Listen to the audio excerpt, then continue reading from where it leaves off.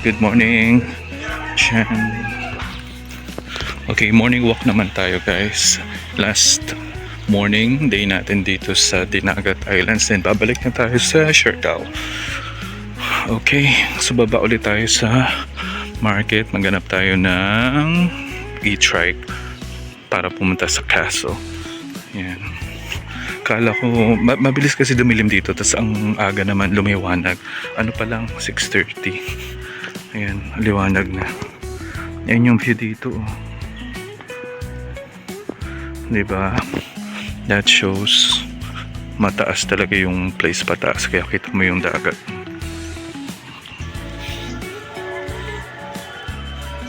Feeling ko kasi sa baba tayo makakahanap. Yan, hindi ako nakapagtanong sa ano. Ay, nakapagtanong na pala ako nung isang araw. So, anong tawag dito? Baho-baho. Maghahanap lang ng ganyan. So, ayun. Try natin. Then, nag-aantay na tayo ng reply from our accommodation kasi nag-aasa ko kung ano yung legit schedule ng boat pabalik ng Surigao this morning. Then after nun, sakay pa tayo uli ng ferry pabalik ng Siargao. Then we'll be staying for 2 more nights, including today, sa Siargao. Naiya ako magpara, pababa, papunta ng market. So dapat siguro galing tayo dun. Sige, try natin. Anyway, okay lang sa akin maglakad. Pero malayo talaga to. Kukuha daw ng ano. Kukuha daw ng pasero sa taas. Sige, let's try our luck there. Then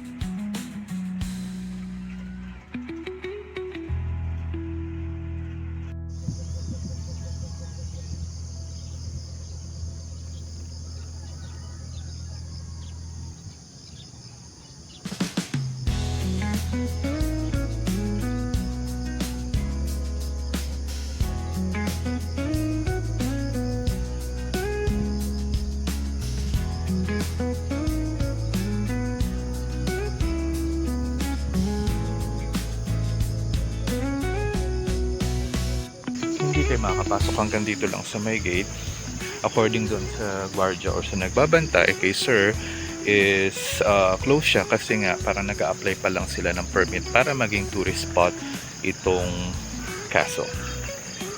Yeah, so hindi siya nagbigay ng any idea kung kailan. Siguro we don't know, i-announce na lang. Yun nga lang, ito yung one of the attractions dito sa area na to ng Dinagat Islands. Tapos yung souvenir nga na nabili ko is yung Caso, and yet hindi pa pala siya tourist spot, diba? Anyway, sa mga pupunta dyan in the future, enjoy. Yeah, kasi maganda siya, maganda yung itsura niya. Parang side view pa lang to ha. Tapos look at the overlooking pa. Tingnan niyo pa kung ano yung makita niyo just in case pag andyan kayo. Ang ganda pa ng view ng dagat. Okay? Ayun. So, yun. So, ganun siya. Ngayon, ang magiging problem lang natin kapag DIY kayo is pabalik. So, ang gagawin ko, maglalakad ako pabalik based kung saan kami dumaan hanggang makita ko ng e-trike. Ayun. Kasi nga DIY ako solo. So, ganun talaga. Anyway, maaga pa naman. Then, siguro kung may makita tayong trike dito, paparahin natin. Then, punta tayo ng market again. try ko ulit sa Crispy King. Sana wala dun yung mga naanuhan ko kagabi.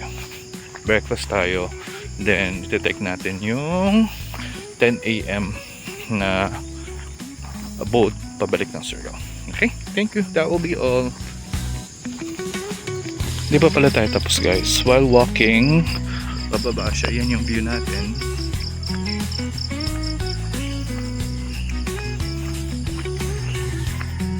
Pero mas maganda yung view kanina dun sa mas mataas pa tayo. Ayun na, kung yun ay kung pababa ka. Okay, dito sa San Jose de Nagat Island. Pero syempre, halimbawa ako yung instayan ko sa Jmos, nasa ano siya, nasa taas siya. So struggle yung pabalik. Kaya nung first day ko, yung first day lang ako yung naglalakad pabalik pa uwi. Kasi tapos after nun, nagtatrek na ako for 20 pesos. Okay, saan tayo dadaan? Saan na tayo? Dito ko na dyan, diba? Okay, let's see. Okay, mukhang magiging walking vlog to. Wala akong makitang chart. Pero okay lang, pababa naman.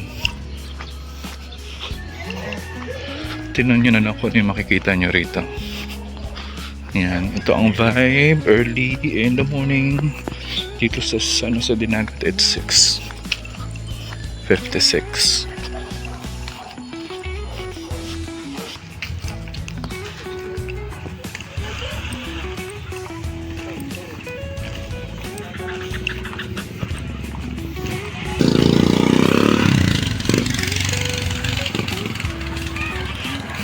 Guys, parang ayoko nang sumakay. Parang gusto ko na lang maglakad. Sige, go na tayo. Mukhang kaya ko naman to. Hanggang sa makaabot tayo ng market. O, diba? Naka-isang vlog tayo dito. O, yun ang view nyo pababa. Yan, hindi pa naman masakit ang sinag ng araw, so okay lang.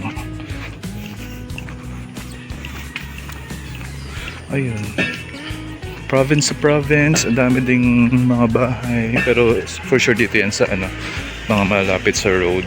Ito yung pinaka ano nila, main road. In fairness sa Katagalog, yung walang utang. Ayun,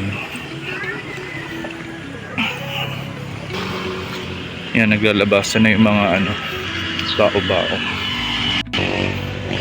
By the way, it's Tuesday, kaya syempre may pasok. Also, ano dito, maraming naka-piso wifi. Marami ako nakita ng piso wifi, which is ito talaga yung mga bentahe sa mga islands, mga ganung malalayong lugar. Pero maganda yung signal ko dito ng Smart and TM. Yeah, pero 4G, not 5G. Ayun, hindi sakto naman. Okay naman yung connection.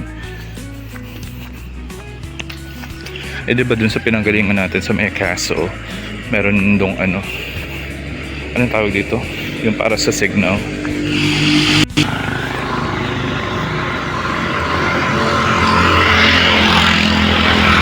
Ang slope dito siguro mga 45 to 50 degrees.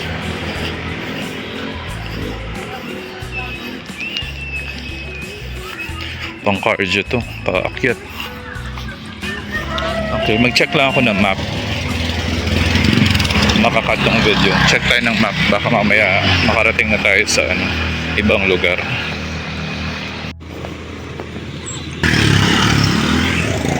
Siguro guys, i-take nyo din to yung opportunity para magbigay ng tips sa mga pupunta ng Dinagat Islands. Okay, so again, number 1 guys, ito talaga yung gusto kong puntahan. And then, tinake ko din yung opportunity since gusto ko ding mag-revenge or mag-comeback sa Siargao. Tapos sabi ko, since kapag Siargao ako, ipipilit natin yung Dinagat Islands. Okay. So number one guys, of course, kapag pumunta ka dito sa Dinagat Islands, ang pinaka main na gagawin mo dito is yung tour package, yung island hopping. Okay, in my case, na-purchase ko siya, na-avail ko siya sa J-Malls. Kasi if I'm not mistaken, ito yung pinaka makikita mo sa internet. Okay. Also, sa case ko, kay Gala ni Sed ko siya nakita. Ayun, so legit naman siya. Anyway, bibigay ko siya as information. Ayun, take note, ayun dapat yung una yung malaman, yung mga dates kung kailan sila mag-island hopping. Kasi nga, hindi siya everyday. Based dun sa pagkausap ko sa kanila before, every weekend, supposedly, every weekend lang yung schedule talaga nila. Kaya, ikaw talaga yung mag-adjust. Halimbawa, sa part ko, nag-adjust ako ng stay ko sa Siargao para makapunta dito, para makapag-island hopping. Kumbaga, dapat, ang punta ko dito is 4 to 6. Pero ginawa kong 3 to 5 or 3 to 6 kasi nga, para makasama ko dun sa island hopping. Unless gusto nyong private. Bale, blessing in disguise na rin guys. Kumbaga na-allow nila yung 4 to 5 na island hopping tour kasi nakabuo sila ng 10 katao. 10 katao. So, ang nangyari, yung supposedly day 2 ay yung naging day 1 namin. Tapos yung day 1 naging day 2.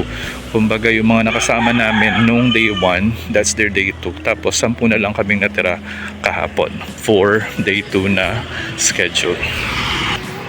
Ang gulo, no? Basta ayun. Anyway, nag-respond naman kagad ang J-Malls kapag minessage nyo. Ayun. Tapos of course, take note of the weather. According sa driver namin kahapon, January, kasi ngayon January 6, January is already rainy season, so expect nyo yan. Gaya ng sa amin, day 1, maulan. Ayun nga, maulan. Pero inalaw pa rin ng Coast Guard, kaya gumo pa rin kami. Nasa parang mini palengke na tayo ulit.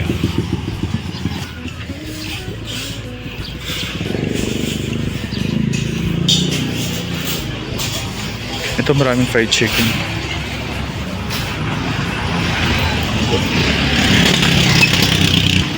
Pero sorry, gusto ko talaga yung sa crispy king. Sana wala din yung dalawang naka-duty kahapon.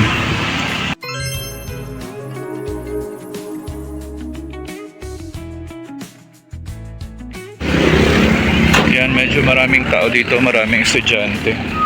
Okay. High school. High school pala dito. Ayun. Saan na ba tayo? Then, of course, alamin nyo rin yung mga nag-ooperate na boat papunta dito. So, technically, ang magiging nyo is yung Surigao Port. So, sa akin nakasakay ako sa VL's liner. Kumbaga, blessing in disguise yun. Kasi pagkadating ko from Siargao sa Surigao Port, kumbaga, I only have parang 15 minutes bago yung umalis yung schedule ng VL during that time. So, siguro talagang na yun, na estimate na yung time na gano'n. Hindi pala ako dito dumaan kanina, walang dinaanan na school yun. Yun, so i-search nyo, then itatry kong makita ng schedule, then ipuput ko na lang dito, ilalagay ko na lang dito.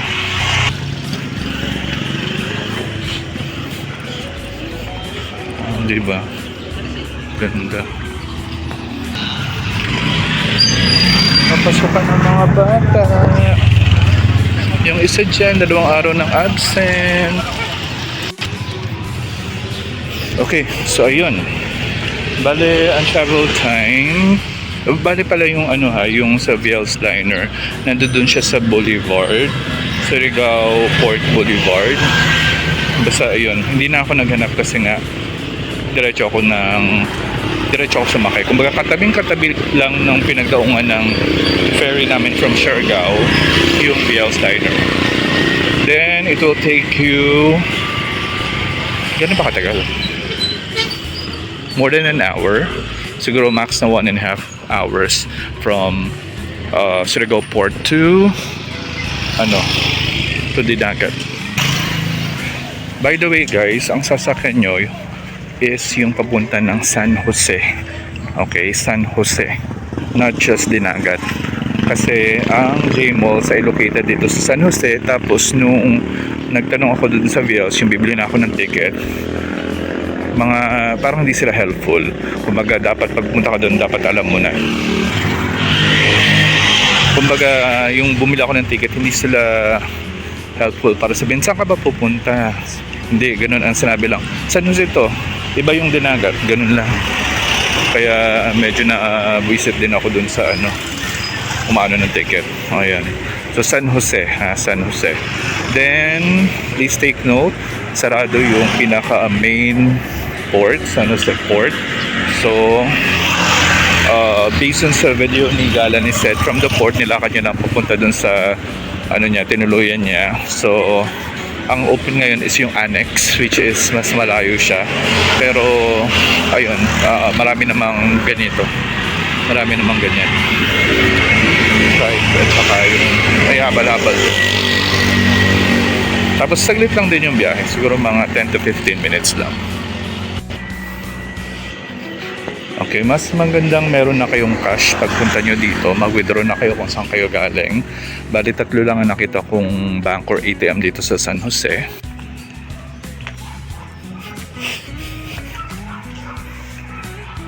Yan, nakad na tayo. One is, yung una kong pinuntahan is DBP, Development Bank.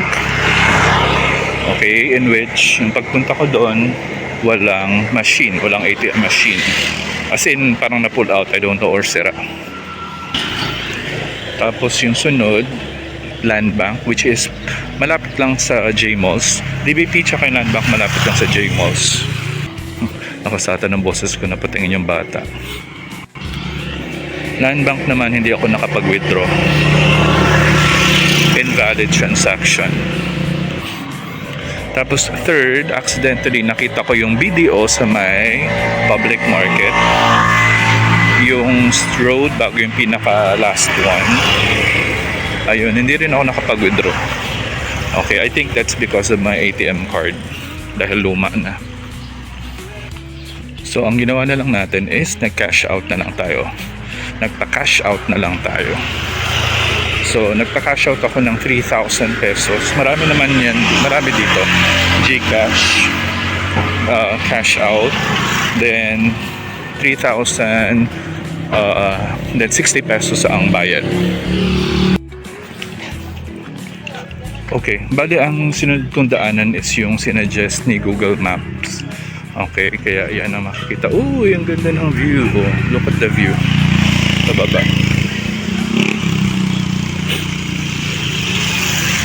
Yan ang view natin dito. Uy, kung dito ka nakatira, ang ganda ng view. Yan, kung dyan ka nakatira, may terrace pa sila. Diba? Everyday parang meron kang wallpaper. Ayun, nasa na ba tayo? Ayun, di ako nakapag-withdraw ng video. So, cash out na lang sa GCash. Another tip guys, ewan ko kung ngayon lang, ngayong January, around 5:30 madilim na. Tapos, maagang magsarado ang karamihan ng establishment. Parang 7-8 sarado na. Yung mga open na lang is yung nakita ko is mga bakery, mga ganun. Ayun yung the end. Ayun yung napunta natin. Dulo ng market. Oh, elevation yata nito is more than 50. Yan. Tapos yan, public market na yan dyan sa baba. Kasi nakapunta na ako ng isang araw doon. Okay, then yung mga mode of transport dito is yung mga trike. Lagi kong, i-correct nyo lang ako bao-bao. Correct nyo lang ako ha. Ayun. Mode of transport, parang basic pay nila is 20 pesos. Ayan. Tapos yung papunta doon sa castle, may nakasabay kasi ako. So 25 lang kasi yung binawas sa akin. Also guys, hindi sakto lang yung mga presyuhan dito ha. Sakto lang yung mga presyuhan. Parang same lang. Then if you're into cafes, meron ako nakitang 2-3 sa map pero hindi ko pinuntahan kasi hindi naman ako makape or mapunta sa mga ganun talaga.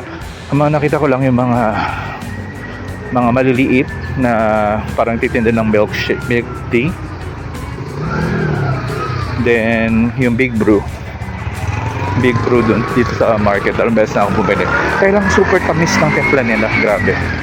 Magkaka-diabetes ka talaga. Super tamis. Hindi ko naubos yung 2. Pero mas mahal yung presyo ng Big Brew. Yung parang medium size nila is 49 pesos na kagad.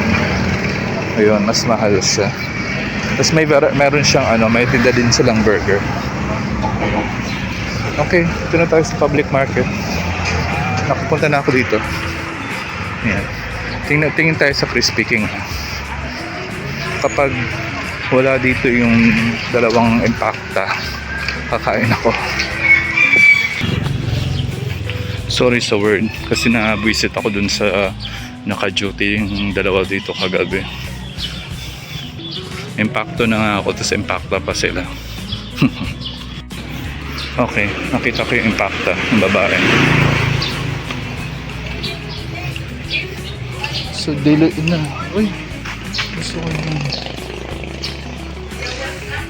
Tingin tayo ng pagkain dito. Okay, hanap lang tayo ng kung makapag-breakfast na tayo. Gusto ko talaga sana yung Crispy King kaya lang mas mataas ang pride ko. Charot.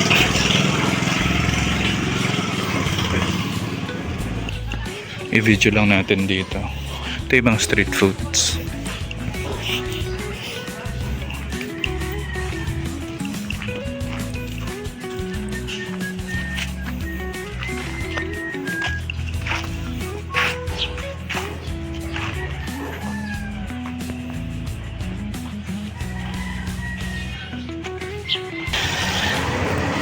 Okay, punta tayo sa kabilang street. Dun sa street ng Big Brew. Wow, Big Brew Street. Tingnan natin kung anong food dun. So ayun guys, nakarating tayo sa public market again. Sa pinakababa, malapit sa dagat. From the castle in less than 30 minutes. Pero ako yun ha. Kasi naman ako maglakad. Pero pwede na kayong makapag tour, walking tour doon. Tapos magpao-bao na lang ulit tayo pabalik ng J-Malls. Tingnan tayo dun sa parang kantin na nakita ko dito. Ayun yung video.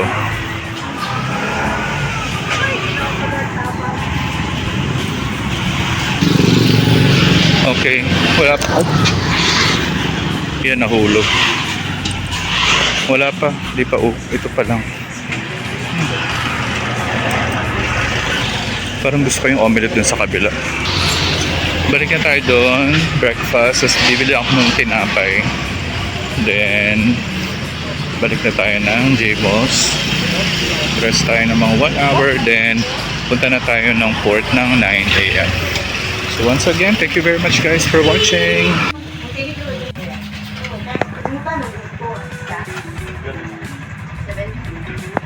Gracias.